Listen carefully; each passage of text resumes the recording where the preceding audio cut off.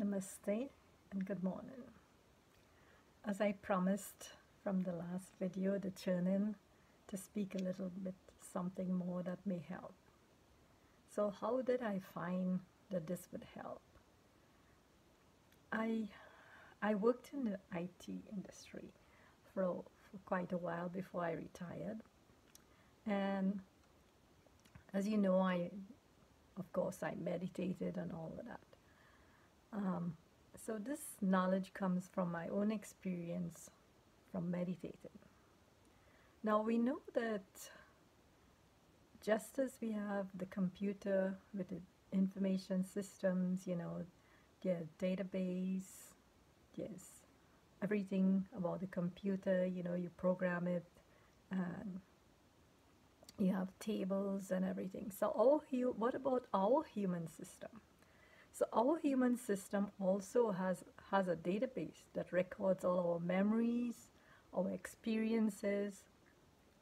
So we too also have human technology. Of course, we all know that, but do we know how our technology works? So we know from science, from modern science, that sounds and music have an impact on us, our brain.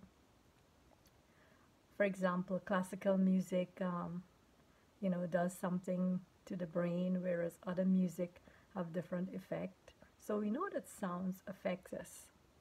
Like somebody sing a nice, beautiful song, and it brings out our emotion because of the meaning of the song, but also because of the tone or, the way it is sung. Because some music can just lift us just by, no singing, but just the music itself. So what about sound itself? And in yogic philosophy, we use the breath to calm oneself, So in everyday life, what you would do is you would try to calm yourself by taking a few deep breaths, and then you calm yourself. What about if you're so stressed out that you can't sleep and you can't focus on your work? Then it's very hard. Even though you're taking those deep breaths, you still can't manage, and it's very difficult to get some sleep. And if you go a little further, some people are very depressed. Now, how do we cope with it in our human technology? How do we work it out? There are many ways, so meditation is one of the ways, but I was thinking about, there is something else that you can do. And most of you have heard of mantras, but how does mantra work? So I'll explain a little bit by giving you an example. For example, if you say the word ah out loud, it feels a certain way, so try it. Ah, you feel sort of, energy flowing down. But if you say it softly, it feels differently. It feels so nice. It feels like an aha moment, like a really deep relaxation moment. So you're sort of penetrating a little deeper into yourself, with So in the same way,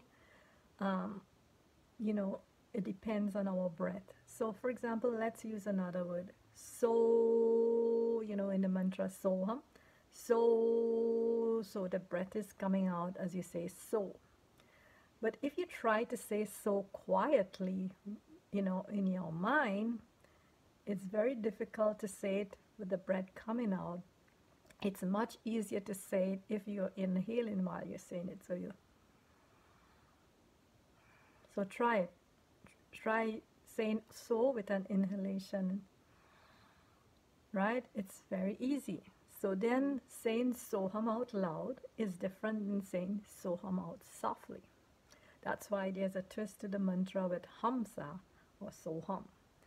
So this is it. When we say a mantra, besides the sound of the mantra, there is the meaning of the mantra and also the subtle effect of the breath. So those are three aspects of a mantra: the sound, the meaning, and the breath. There is a fourth thing to that mantra. So some gurus would give you a mantra where they energize that mantra. So that's a fourth thing to a mantra. But let's deal with just the tree that I'm talking about. So the mantra I'm talking about is very ancient, and it can help you, in your whole human body, in your whole human technology, but you have to practice it every day. Because depression is very hard in the world, It's like, depression is like when something from you has moved out of your system, or something happened to you to steal some of your things that you had in your system, and you can't just get over it, or it's very difficult. You need therapy, you need medicine and all that. So all of you who have depression, please continue your medicines, or your psychology, or whatever you're doing. And if you're not doing any of that, then you can try this. And for all the people out there who are coping and trying to cope and find it difficult, I encourage you to try this mantra. Try it for 21 days and say it 21 times a day. First, you have to listen to it so that you can learn it. And then after you learn it, you say it out loud to learn it.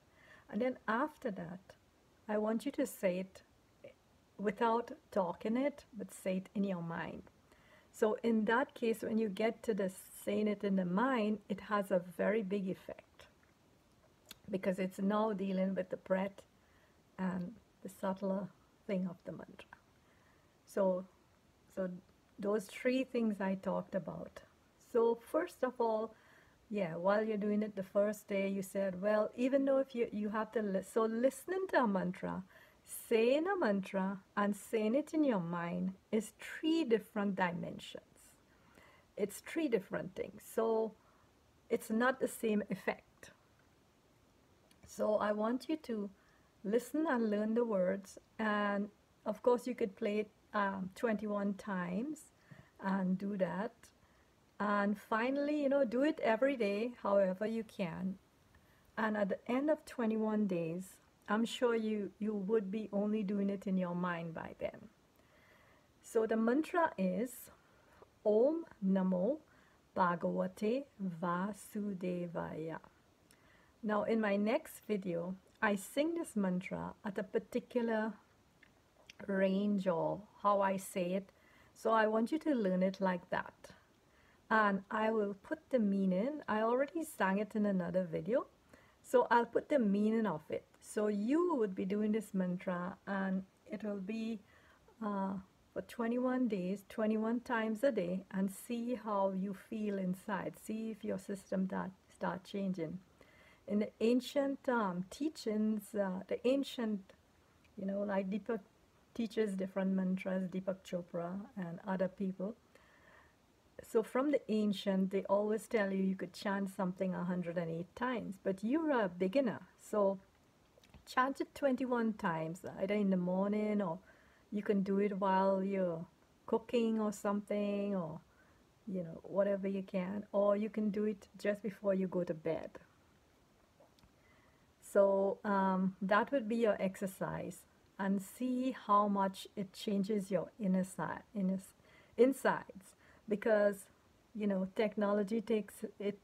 technology takes a while for us to lose something or gain something. As I was saying, depression is like if you have a piece of lawn grass and you burn a section of it, a section of the yard is burnt, then it's gone. That lawn grass is gone. You have to put new seeds or new soil, new nourishment to get that grass growing again. So that's why it's very difficult with depression, and sometimes you need some extra tools, Because I would even coin it like this, when somebody passes away, you feel very sad because it's a piece of you have gone. It's a piece of you is missing.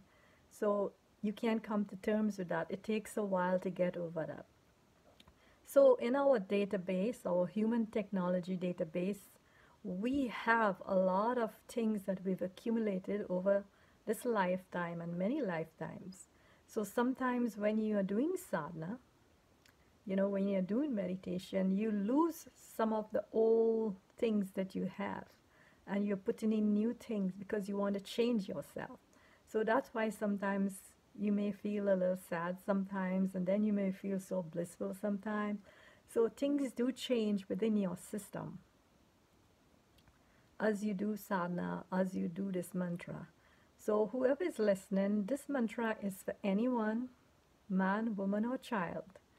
And you try it for 21 days and you see what you find. See if it helps you to sleep and cope with the current situation in the country. I know after the debates, everybody's like, what? Was that a debate? Anyway, these are difficult times, and you use the tools that humanity have. You don't worry, you do something that will help you, you know, help you to cope with your life. So I'll say namaste for now, and the next video will have why chanted. So I say it one more time. Om Namo Bhagavate Vasudevaya. Om Namo Bhagavate Vasudevaya. So it seems simple, but it works because through my human technology experience, I can tell you it. I didn't do it for depression, but it works beautifully in your system for anything. It will help you in all areas of your life. So I say namaste, and I'll post that video after. Have a wonderful day.